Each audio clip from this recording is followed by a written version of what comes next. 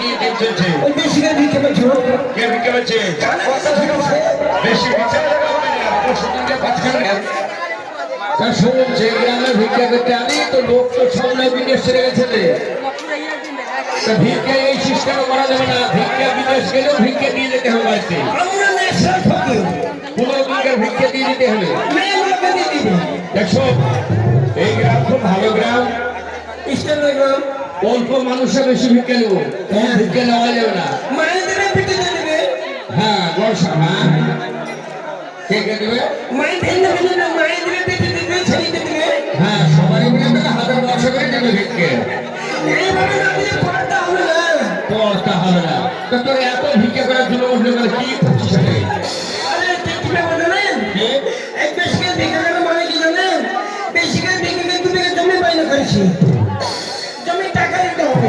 কি সমস্যা চিন্তা করে?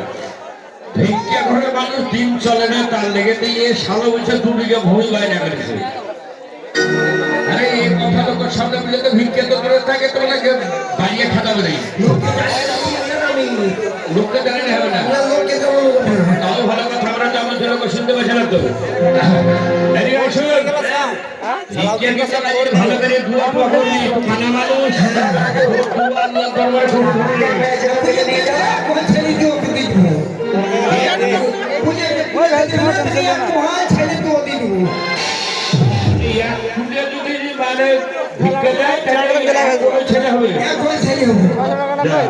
সংসারে উন্নতি হবে না অবনতি হবে রে। এক গোহাল ছেলে মানে একসঙ্গে দিলাই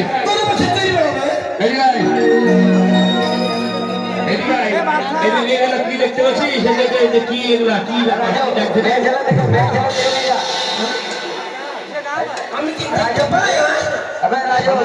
দেখতে পাচ্ছি না তো কথা কালার। আমি দেখতে পাই যে কি প্রশ্ন মার কাছ থেকে দূরে হয়েছিস তো মনে পড়ে। এইসব কাদা দিয়ে ভারী ঝামেলা করে গেল। শোন তাহলে একটু শুরু করে দিই।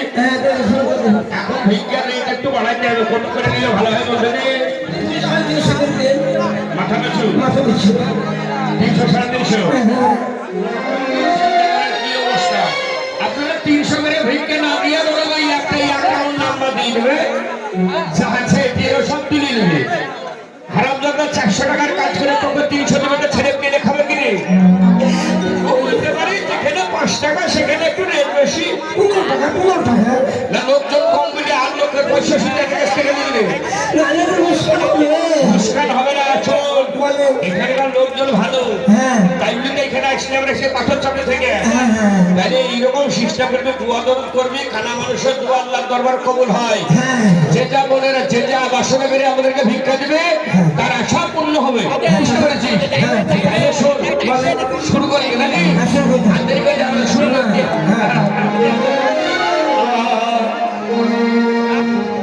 ওরে পাথর চাপড়ির ফকির আমরা ওরে সরপুরে এলাম রে, অন্তরে কাঁদালি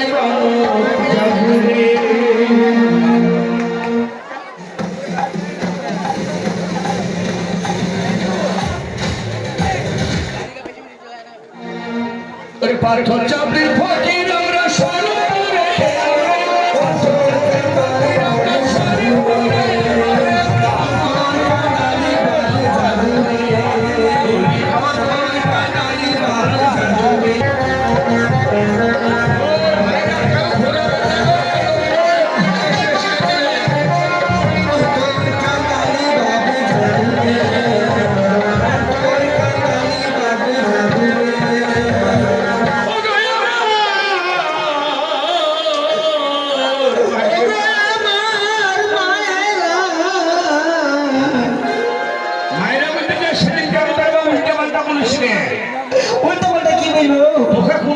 বিশ্বাস নাই। ছেলের মায়েরা বলতে যে কি বললি ভাষাটা এটা কোনো রকমের স্লিপ হয় না রে।